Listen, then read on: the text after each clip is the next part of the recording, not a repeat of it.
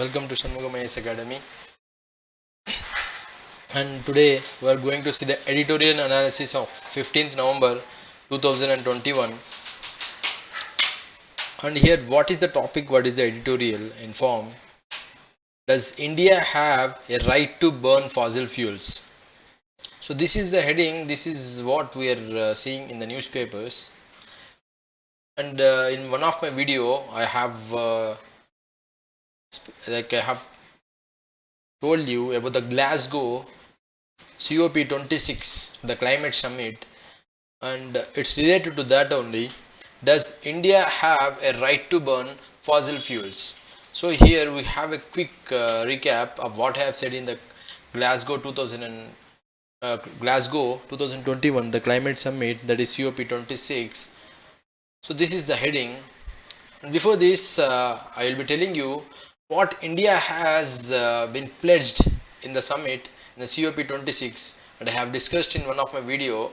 If you if you're not, if you don't know, you can go and watch that video. So, but I'll give you a quick recap about that. That India has pledged it will increase its non-fossil fuel energy to 500 gigawatt till 2030. Right now we will be our non-fossil fuel energy is only 12 percentage to which we are consuming in the against the fossil fuel of energy. So here now we are going to discuss, does India have a right to burn fossil fuels?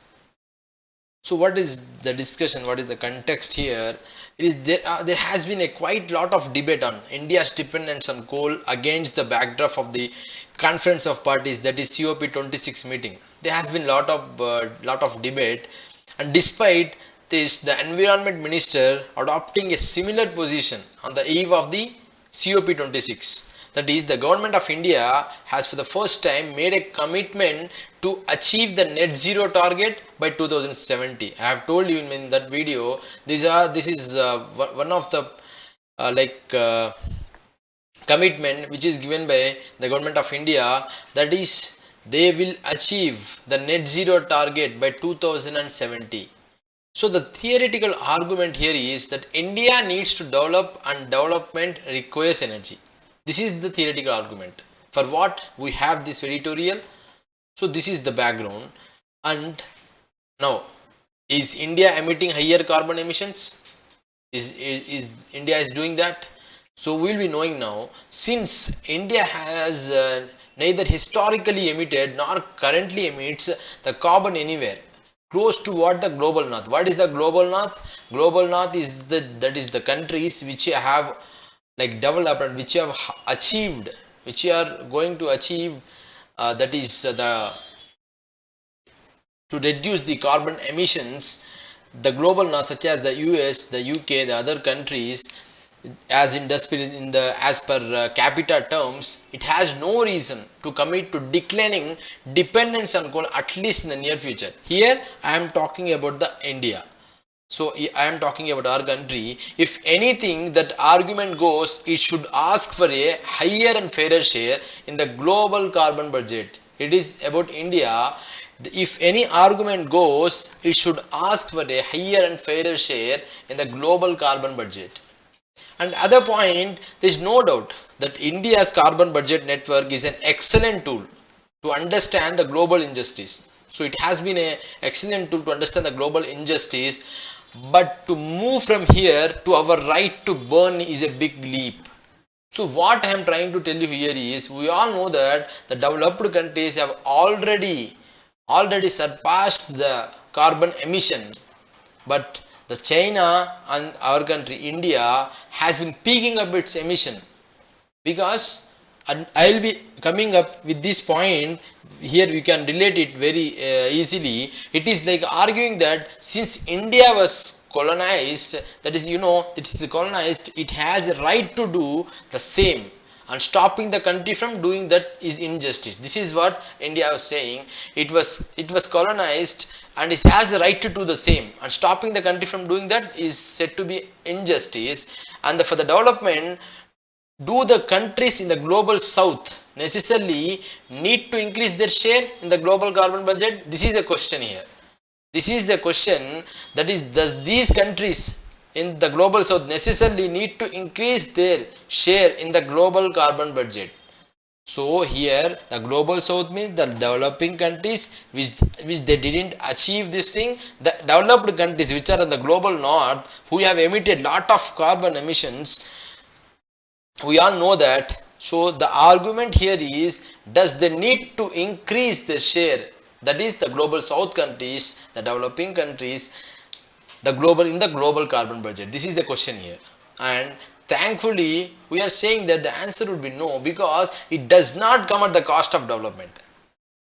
So they were saying we are under the development, so it does not comes at the cost of development, even in the limited sense, as developed is defined generally. And what are the types of injustice? I have told you what injustice and all, and what are the types of injustice, and we are talking here. The developed countries have usurped, that is they have increased, they have achieved more than their fair share of the global carbon budget, the developed countries. But reaching to net zero alone is not enough. So here we are arguing reaching net zero alone is not enough, as it is the cumulative emissions up to the net zero that determine the temperatures that is reached. This is what the argument. And here the India's cumulative and per capita current emissions are significantly low, and far less than that its share of global carbon budget. And this is what India's cumulative per capita current emission is saying here. The framework of addressing the global injustice in terms of carbon budget is quite limiting in its scope in more ways than one. So such an injustice is not at the level of nation states alone here.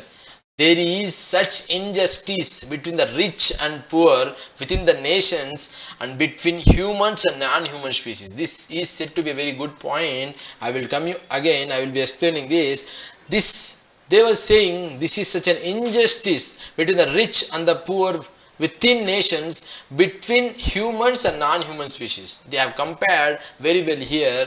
A progressive position on justice would take these injustices into account. And not only this, it's not primarily responsible, but the global south, that is the developed and the least developing and the least developing countries, especially its poor, will unduly bear the effect of climate change. This is what a important point. The global south, that is the developing and the least developed countries, especially its poor, will unduly bear the effect of climate change because of its tropical climate and high population density along the coastal lines. This you have to understand. So arguing for more coal is like shooting oneself in the foot. So we are arguing for like more coal. It is one of the problem, but it is true that mitigation from the south alone will not make the difference. So this point you need to understand. Mitigation from the south means that is the developing and the least developing countries will not make the difference required to stop this catastrophe. But burning more coal will not necessarily solve the problem either. So here both the points, the either points are there. We have to consider these both the points. And what is the how we can, that is the question of development arises here. How we can develop. So the infrastructure or construction is essential for urbanization.